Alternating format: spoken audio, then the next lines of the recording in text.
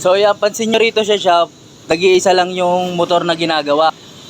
Kasi wala tayong customer eh. Ayan o. Walang customer. Walang customer boy. Ito lang, nag-iisa lang. Naindahanan, sobrang dami ng customer. Mainit kasi rito sa pwesto. Lipat sa kabila yung mga nagpapagawa. Ayun, ang dami o. Yan o, eh.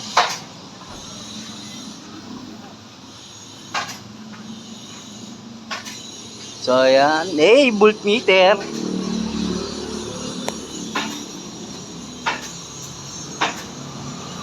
Yan, ilang postcard na my friend.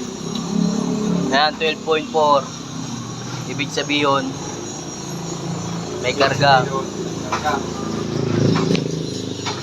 Oh, shout out, shout out, shout out.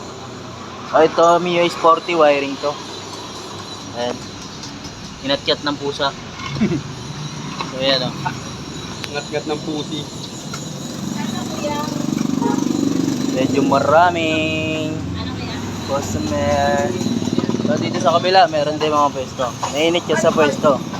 Dito sa kabila.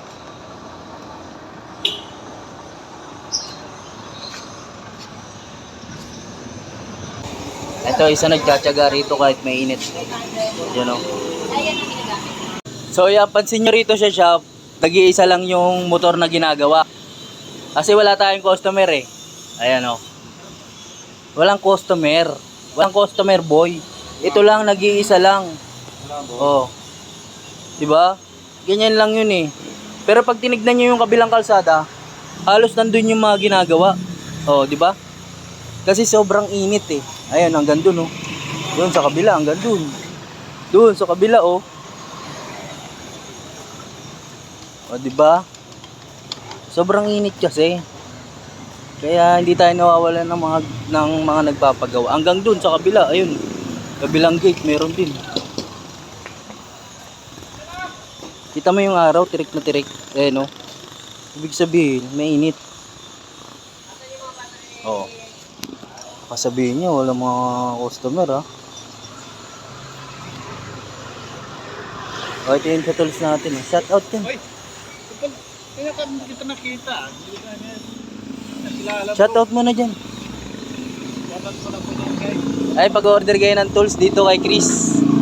Mura lang magbigay ito si Chris. Shoutout po dyan sa mga mekaniko po dyan na kailangan ng tulong yan. Ito, mabait ito. Pagka nakilala nyo ito si Chris, namimigay ito ng tools. Ayan, palit tools. O battery, may helmet pa kasama. O palit ka. Dito po ilalagay sa'yo. So yun lang, no? Baka akala nyo wala tayong customer. Andun pala dito sa kabilang kalsada. Wala doon. Sarado. So yun lang mga moto. Huwag nyo kakalimutan mag-follow, like, share, subscribe sa YouTube channel namin para tuloy-tuloy kayo updated ng video namin. So yun lang.